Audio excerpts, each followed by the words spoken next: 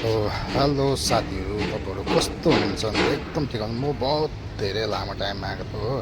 आज चाहिँ म किन यहाँ आएको फेसमा भन्दा चाहिँ आज चाहिँ मैले चाहिँ हल्का गाडी चाहिँ अब गाउँमा होइन बेङ्गलोर छोडेर जाँदैछु म गाउँ। त्यो पार्सल गर्न आएको थिएँ एसएमपिटी। अन्त यहाँ चाहिँ यसरी फर्म भर्नु पर्दो रहेछ।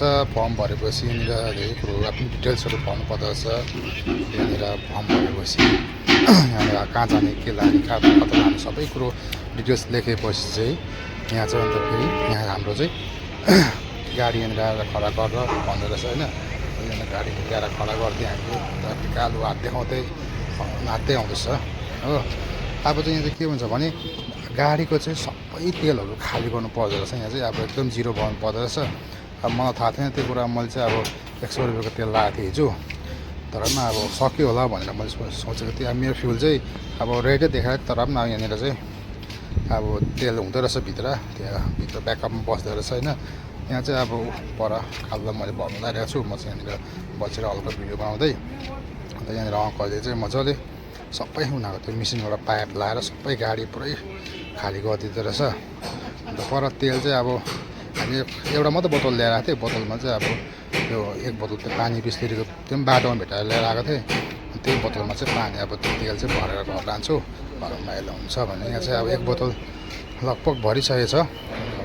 लगभग हाम्रो 1.5 बोतल जस्तो तेल निक्लेको थियो। अन्त एक बोतल चाहिँ घरमा लिएर आएँ। अन्त आधी बोतल चाहिँ अब त्यहाँनिर अरू मान्छेहरूलाई दिइहालेको आफूले भने बोतल थिएन हाम्रोमा। अन्त यसरी एक बोतल भएको थियो तेल चाहिँ, त्यो चाहिँ घरमा लिएर आइदियो हामीले। त्यो चाहिँ भाइको गाडीमा हुन्छ भनेर चाहिँ त्यो लास्टमा अब फाइनल यहाँनिर हुन्छ कपडा सपडा हालेर पुरै अब ट्राई गर्दो रहेछ। किन भन्दा चाहिँ अब 708 हुँदाखेरि आगो लाग्ने डर हुन्छ भने चाहिँ सब गर्दो रहेछ। त्यो चाहिँ मलाई पनि थाहा थिएन। मेरो गाडीमा त तेल बचेको रहेछ। अङ्कलले अब फेरि यहाँ चाहिँ अब त्यहाँनिर चाहिँ भनेर फेरि पाइप ल्याउनु लागि गएको छ। पाइप ल्याएर चाहिँ अब फेरि यहाँनिर हालेर चाहिँ फेरि पुरै एम्टी पनि त्यतिखेर चाहिँ फेरि आधी बोतल जस्तो निक्ल्यो। अघि 1 बोतल फुल निक्लिहालेँ, अब आधी बोतल निक्लिन्छ त्यो फेरि यहाँनिर। त्यो चाहिँ अब मैले लगिनँ, मान्छेलाई दिइहालेँ। सबै सकेर चाहिँ अब गिरबसेको लाएँ ट्याङ्कीको। अब यहाँदेखि प्रोसेस हुन्छ मेरो प्याकिङको। प्लस यहाँको मेरो अब लाइटहरू सबै ऐनाहरू सबै खोल्छ, यसको लुकिङ ग्लासहरू। अनि खोलखाल पारेपछि अङ्कलले अब यसो प्याकिङ अङ्कल आसाम गएर हल्का नेपाली पनि बोलिहाल्दो रहेछ हो। सजिलो भयो अब हामीलाई यहाँनिर। हेलमेट चाहिँ घर लानु भनेर डिक्कीमा राख्दिएँ मैले। तर डिक्कीमा चाहिँ आफूले सानो हेलमेट लानु मिल्दो रहेछ यहाँदेखि। त्यहाँदेखि गाडीको वेटहरू सबै नाप्दो रहेछ। अब यहाँ चाहिँ भयो स्पेसल प्याकिङ। यहाँ चाहिँ स्पेसल प्याकिङ चाहिँ के हुन्छ भने अगर नर्मल प्याकिङ गऱ्यो भने 450 लेखेको रहेछ। अन्त म चाहिँ अब मेरो गाडी ड्यामेज नहोस् भनेर चाहिँ मैले चाहिँ स्पेसल प्याकिङ गरेको। त्यो प्याकिङमा चाहिँ तपाईँको पर्दो रहेछ। अब तपाईँको रेट चाहिँ अहिले भन्छु नि म कति पर्दो रहेछ होइन, सबै म तपाईँ पछाडि लेखेर हालिदिन्छु म। अन्त स्पेसल प्याकिङ गरेँ तब चाहिँ किनभने यो गाडी चाहिँ अब केही पनि स्क्रचहरू नहोस्, राम्रोसँग पुगोस् भनेर होइन। अन्त मैले फर्ममा पनि भन्नु पर्दो रहेछ मेरो गाडीको भ्यालुएसन कति हो भनेर। तब मैले 10 मात्रै भर्दैछु। अनि त्यो गाडी स्क्रचहरू भयो भने पैसा ब्याकअपमा दिन्छ अरे भन्छ, तर अब खोइ त्यो थाहा छैन दिन्छ कि दिँदैन।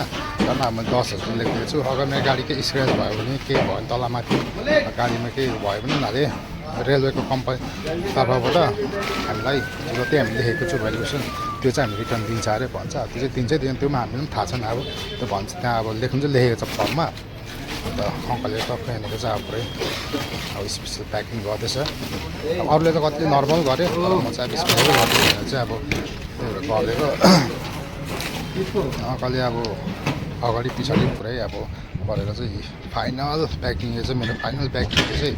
अन्त यहाँ चाहिँ फाइनल प्याकिङमा चाहिँ अब यहाँ चाहिँ मेरो रेडी भएको। प्लस अन्त मेरो चाहिँ सबै फर्मसँग फिलअप गरेर पनि अफिसमा गएर टाकटुक गाडी सबै दिएर मेरो लास्ट फाइनल चाहिँ यस्तो आउँदो रहेछ। यो चाहिँ मैले यो अरिजिनल चाहिँ मैले गएर सिलगढीमा जब मैले गाडी रिसिभ गर्ने त्यतिखेर देखाउनु पर्दो रहेछ। अगर मैले फोटोकपीहरू केही पनि फोटोकपी स्क्रिनसट गरेर गयो भने त्यहाँ दिँदैन। यो अरिजिनल चाहिँदो रहेछ त्यहाँ गाडी ल्याउनु जाँदा चाहिँ।